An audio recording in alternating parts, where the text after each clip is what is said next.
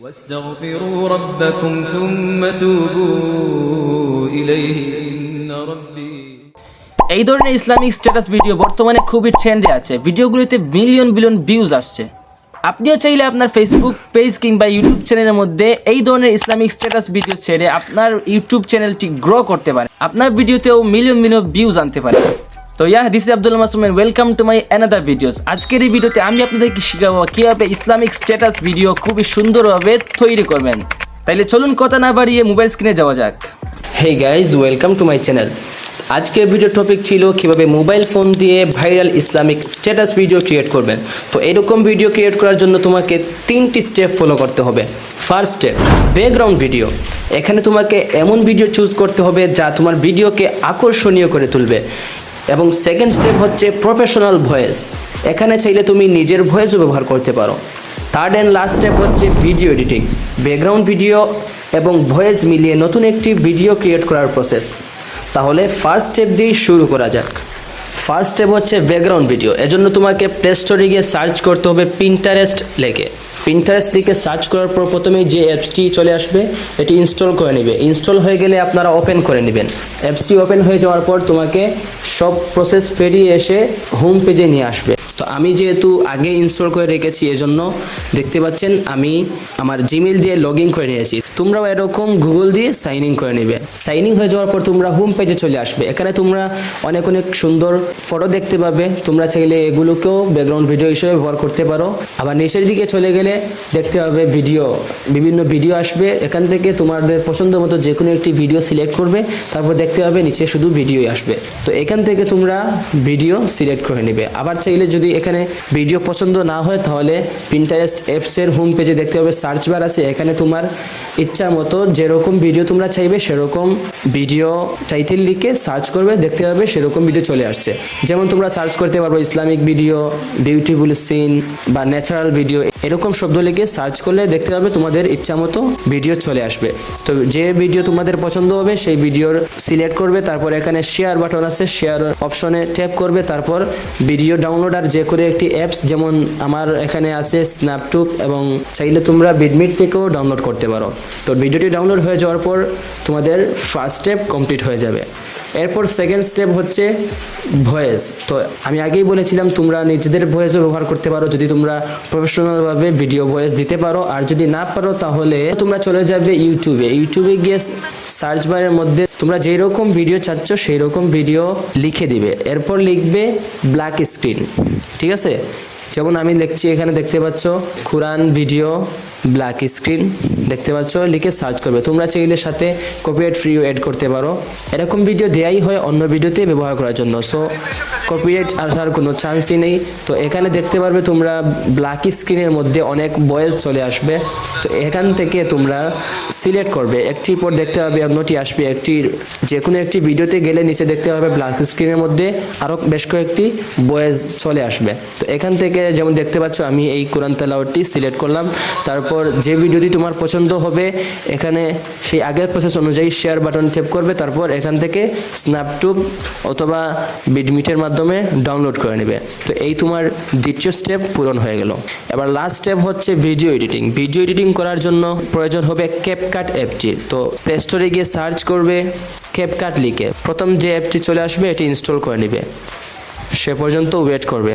CapCut অ্যাপসটি install হয়ে যাওয়ার পর ওপেন করে নিবে। ওপেন করার পর দেখতে পাবে বিভিন্ন পপ আপ আসবে, এইগুলো দিয়ে দিবে। তারপর সব কিছু শেষ হয়ে গেলে দেখতে পাবে উপরে নিউ ভিডিও নামে একটি অপশন আসবে, এই অপশনটিতে ট্যাপ করবে। তারপর তোমরা পিন্টারেস্ট থেকে যেই ব্যাকগ্রাউন্ড ভিডিওটি ডাউনলোড করেছিলে সেই ভিডিওটি তোমাদের গ্যালারি থেকে সিলেক্ট করবে। সিলেক্ট হয়ে যাওয়ার পর তারপর এখানে ডান অপশনে ট্যাপ করবে। তারপর দেখতে পাবে ভিডিও এডিটিংয়ের ইন্টারফেস চলে আসবে। তারপর তোমাদেরকে যে কাজটি করতে হবে, সর্বপ্রথম তোমরা যেই ভিডিওটি ডাউনলোড করেছিলে সেই ভিডিওর লেয়ারের মধ্যে ট্যাপ করবে। তারপর এখান থেকে ভলিউম অপশনে গিয়ে ভলিউমটি একবারে 0 করে দিতে হবে। তারপর তোমরা একবারে শেষের দিকে আসবে, শেষের দিকে আসে দেখতে পাবে যে ক্যাপকাটের এন্ডিং রয়েছে, এই এন্ডিংয়ের লেয়ারটি তোমরা সিলেক্ট করবে, তারপর এখান থেকে তোমরা ডিলিট করে দিবে।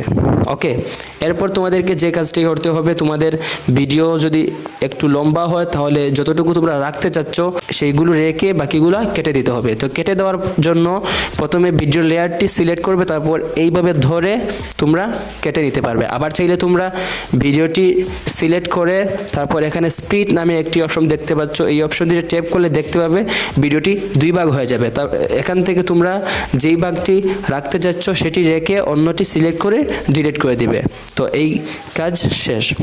এবার তোমরা ব্যাকগ্রাউন্ড ভিডিওর লেয়ারটি আনসিলেক্ট করে, অর্থাৎ এটি সিলেক্ট না করে নিচে দেখতে হবে ওভারলে নামে একটি অপশন আছে, এই ওভারলেতে ট্যাপ করবে। তারপর এখান থেকে অ্যাড ওভারলেতে ট্যাপ করে ভিডিওর গ্যালারি থেকে তোমরা ইউটিউব থেকে তোমরা যেই ভয়েসটি ডাউনলোড করেছিলে সেটি সিলেক্ট করবে, তারপর ডান অপশনে ট্যাপ করবে। এটি সিলেক্ট করার পর দেখতে হবে ব্যাকগ্রাউন্ড ভিডিওর উপরে চলে আসবে, এটি তোমরা এইভাবে ধরে ফুল স্ক্রিন করে দিবে। এরপর তোমরা দেখতে পাবে এডিটিংয়ের জায়গায় দুইটি লেয়ার চলে আসছে, একটি হচ্ছে ব্যাকগ্রাউন্ড ভিডিওর লেয়ার আর একটি হচ্ছে ভয়েস ভিডিওর লেয়ার।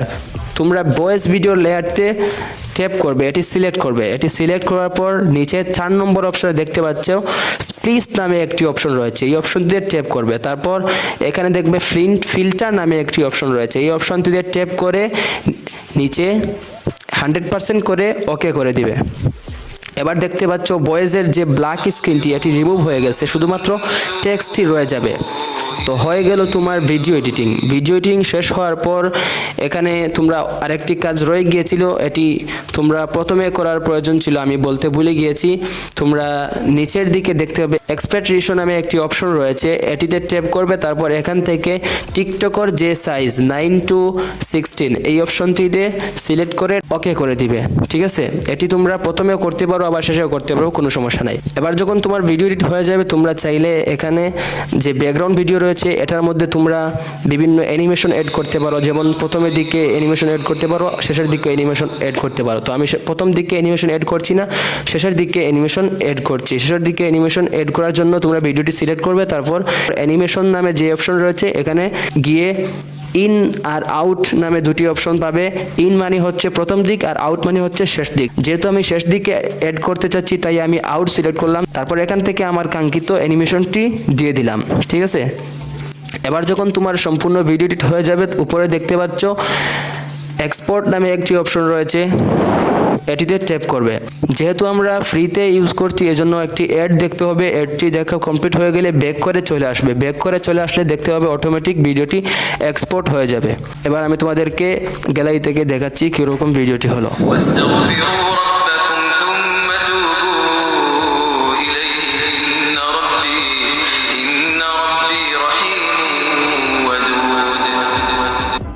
তো এই ছিল আজকের ভিডিওটি ভালো লাগলে অবশ্যই লাইক কমেন্ট শেয়ার করবেন।